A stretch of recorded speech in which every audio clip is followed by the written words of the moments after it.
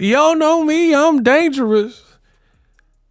Jake Paul versus Gervonta Tank Davis. What would have happened if the fight went on without a hitch as intended? In this video, that's what I'll break down. What up, Fight World? It's your boy Ego, and I'm back with some more boxing. Jake Paul got knocked out by Anthony Joshua. But mind you, Anthony Joshua was not the intended target initially. A much shorter and a much lighter fighter, Gervonta Tank Davis, was the original opponent that was announced for the Netflix fight with Jake Paul. And if you recall my earlier videos, Shakur Stevenson, Montana Love, Ray Ford, all of these guys, Keyshawn Davis, all of these guys in or around Tank's weight class conspired and went over to Puerto Rico or whatever to help Jake Paul try to achieve victory over Gervonta Tank Davis. So it's Tank versus everybody. Now, on my channel, I talk about the latest, the greatest. And it's like that.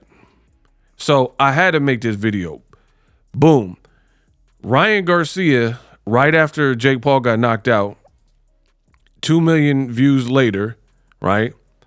He posted this. I think Gervonta Davis would have done him worse. And he was referring to Jake Paul, right?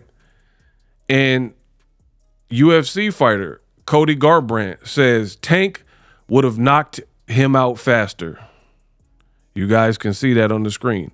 So multiple fighters, professional fighters, one a boxer, one an MMA guy, Cody Garbrandt, he's like, Tank would have knocked out Jake Paul faster.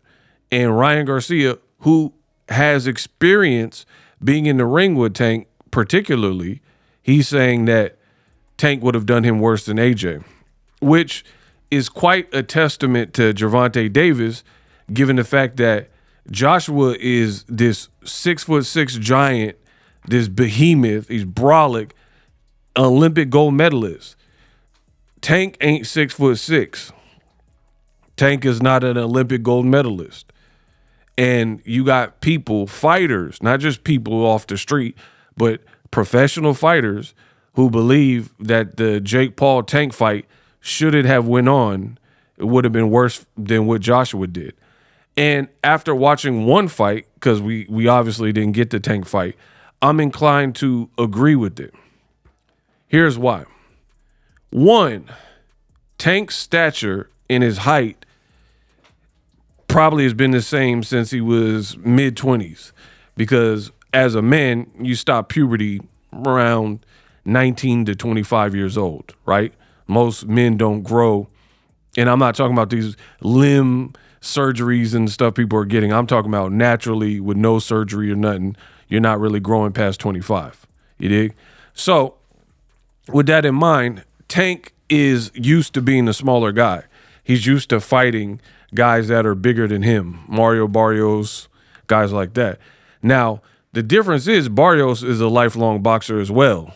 Versus Jake Paul, he started during the pandemic.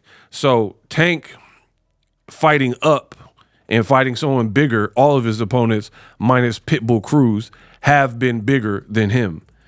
Jake Paul, it would be totally different experience because he would be fighting someone even shorter than the small guys that he fought, right?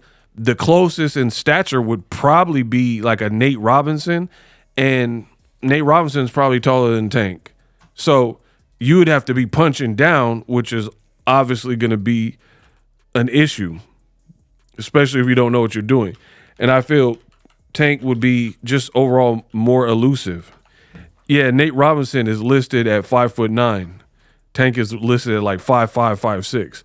So the bottom line is you would have a smaller fighter who is compact, skilled, has a lot of power, body shots galore, because it would be easy for him to rip your body. And he just given the size differential, you would Tank would be much faster. He would be a lot faster than Jake Paul.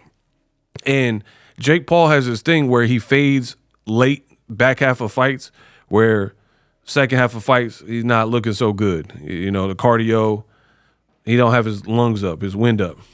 So that's when it would be, if Tank didn't do something early, then Jake Paul would have issues with a surgical, smaller fighter who's faster, who you can't keep up with. You don't have a better defense than.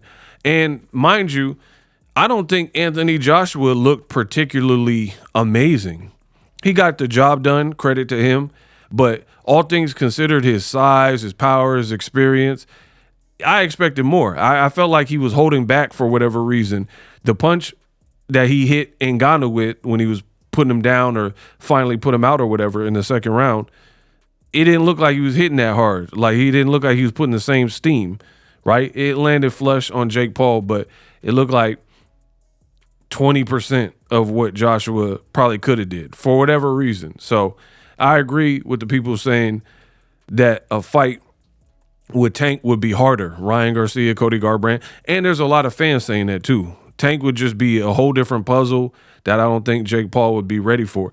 This fight with Joshua really kind of exposed where Jake Paul really is. Like, I don't think he looked particularly well.